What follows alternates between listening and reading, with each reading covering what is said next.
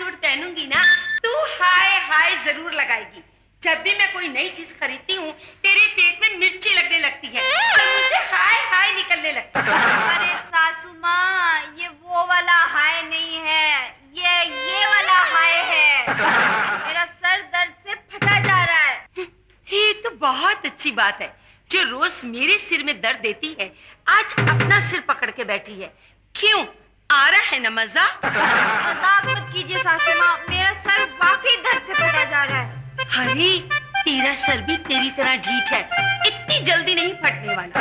आप क्या चाहती हैं, मेरा सर सचमुच फट जाए? ना ना ना ना ना, मैं ये नहीं चाहती, क्योंकि अगर तेरा सर फट गया ना, तो यहाँ जो कूड़ा करकट भरा है वो सारा इस घर में फैल जाएगा और फिर सफाई कौन करेगा?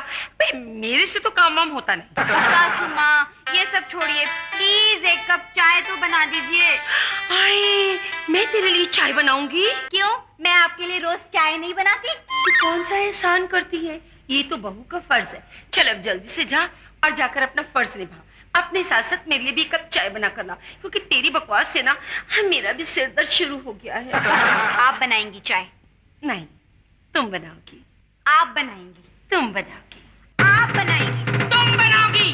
आप बनाएंगी? तुम बनाओगी। आप बनाएंगी? नहीं, तुम बनाओगी, क्योंकि मैं तुम्हारी सास हूँ। तो मैं भी आपकी बहू हूँ।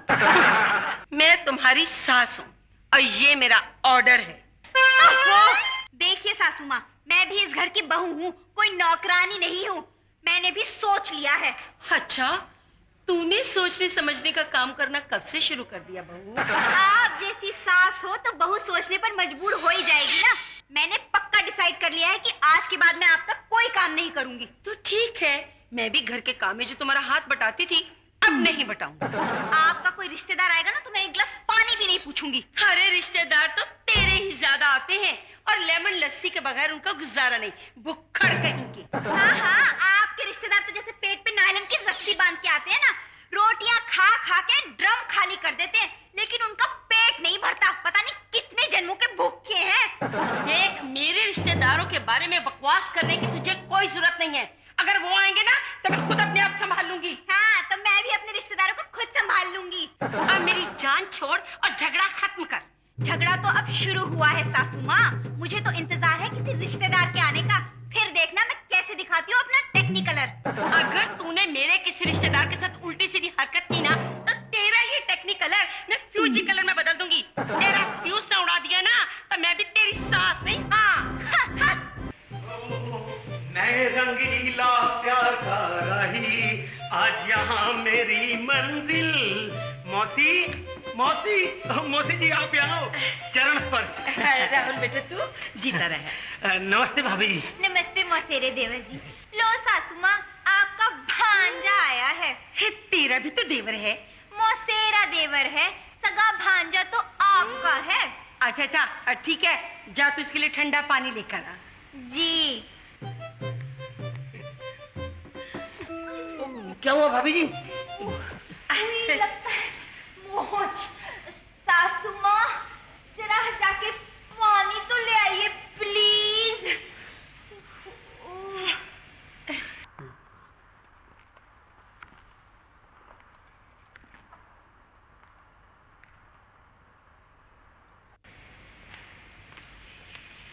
लो राहुल, पानी।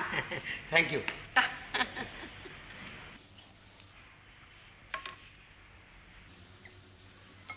राहुल, घर पर सब कुशल मंगल तो है ना? कुशल मंगल होता तो यहाँ पर मैं झक मारने आता। क्या मतलब? मेरी बहन और तेरी पत्नी सब ठीक तो है ना? वो दोनों तो बिल्कुल ठीक हैं, लेकिन उनकी वजह से घर में क्लेश होता रहता है। सुबह नाश्ते के टाइम जली कटी बातें, लंच के टाइम झगड़ना और डिनर के टाइम भी झगड़ा।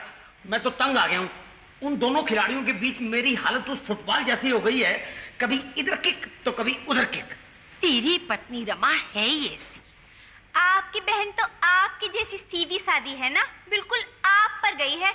जिस तरह आपने मेरा जीना हराम कर रखा है, वैसे ही आपकी बहन ने भी रमा का जीना हराम कर रखा है। अरे नसीब तो हम दोनों बहनों के फूटे हैं, जो तुम जैसी लंबी जुबान वाली जहरीली नागन हमारे घर में बहू बनकर आई है। आप और आपकी बहन जो काले बिच्छू की तरह हमें डंक मारती है, उसका दर्द तो सिर्फ मैं और रमा ही जानते हैं। अरे मेरा दर्द भी कोई समझने वाला है कि नहीं? इसी महाभारत से बचकर तो मैं यहाँ आया हूँ, और यहाँ भी पानीपत की जंग शुरू हो गई है।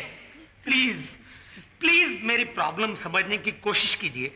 मैं मैनेजर की पोस्ट के लिए एग्जाम की तैयारी कर रहा हूँ और घर के माहौल से परेशान होकर यहाँ आया हूँ, और यहाँ भी। हाय राहुल, तूने मुझे पहले क्यों नहीं बताया? हाँ देवर जी, पहले बता देते तो सासू माँ कम से कम कुछ दिनों के लिए लड़ाई नहीं करती, इसी बहाने इनकी आदत भी सुधर जाती। अगर तू अपने आप को सुधार लेना तो हमारा घर स्वर्ग बन जाए। फिर तो आप सासू माँ स्वर्गवासी कहलाएंगी। तू मुझे मारना चाहती है? देखा देवर जी, इस बात का भी बतंगड़ बना लिया इन्होंने। ये नहीं सुधरने वाली।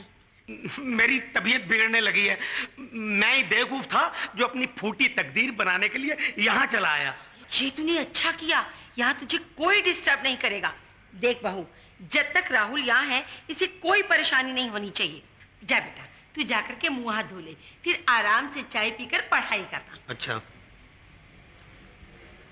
अब तू यहाँ खड़ी खड़ी क्या कर रही है? जा जाकर राहुल के लिए चाय बना कर ला। देखिए सासू माँ, अब आप अपने भांजे के सामने लड़ाई तो नहीं चाहेंगी, फिर झगड़े की बात ही क्यों उठा रही है? आप उसके साथ साथ मेरे लिए भी एक चाय बना लाइए प्लीज। तेरे लिए चाय बनाती है मेरी ज्योति। हाँ, लोकतंत्रात्मक शासन के साथ गणराज्य की स्थापना भी की गई, जिसका आशय देश का अध्यक्ष राजा न होकर कोई और हो सकता था। प्रत्येक नागरिक को समानता का अधिकार। देवर जी। भाभी जी। आपको खाने में क्या पसंद है? मैं सब खा लेता हूँ। मैंने पसंद पूछी है। हाँ, वैसे मलाई कोफ्ता पसंद है ना? बहुत पसंद है। और राजमा चावल? राजमा चावल सुनते ही मुंह में पानी आ गया। वैसे सासू माँ मटर पनीर भी बहुत स्वाद बनाती हैं, साथ में पूड़ियाँ और कम से कम एक स्वीट डिश जैसे मूंग की दाल का हलवा। मूंग की दाल का हलवा? वो तो मेरा फेवरेट है। मुझे पता था, मेरा भी। एक मिनट है। सासू माँ, सासू माँ। क्यों गला फाड़कर चिल्ला रही है? क्या प्रॉब्लम है तुझे? एक छोटी सी तकलीफ देनी थी आपको सासू माँ। आपके भांजे की फरमाइश है कि लंच में राजमा चावल, मलाई कोफ्ता, मटर पनीर, पूड़ियाँ और साथ में मूंग की दाल का हलवा हो। तो कर देना फरमाइश पूरी अपने देवर की। क्या सासू माँ, आपको तो मेरे हाथ का खाना पसंद नहीं है, कहीं राहुल को पसंद ना आया तो? आपका भांजा है आखिर। मैं सब समझ रही हूँ। आप जैसी समझदार सासू माँ सबको मिले। पता नहीं कितने अच्छे कर्मों का फल है जो आप मिली है मुझे। हाँ, मुझे भी मेरे कर्मों की सजा ही मिल रही है तेरे रूप में। भारत की गुट निरपेक्षता के 4 पहलू हैं। राहुल, चलो खाना तैयार हो गया। हाँ चलो चलो खाते हैं। अरे बहू, तू खाना कैसे खाएगी?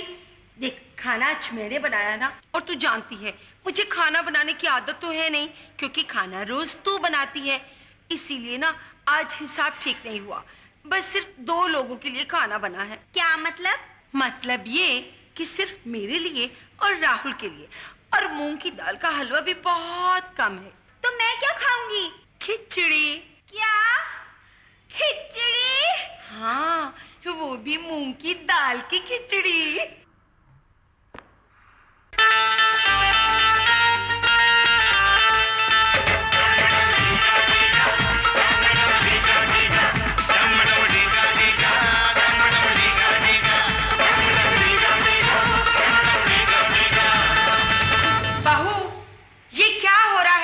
घर के अच्छे भले फर्श में क्यों होल बनाने पर तुली हुई है? ताकि आप उसमें गिर सकें।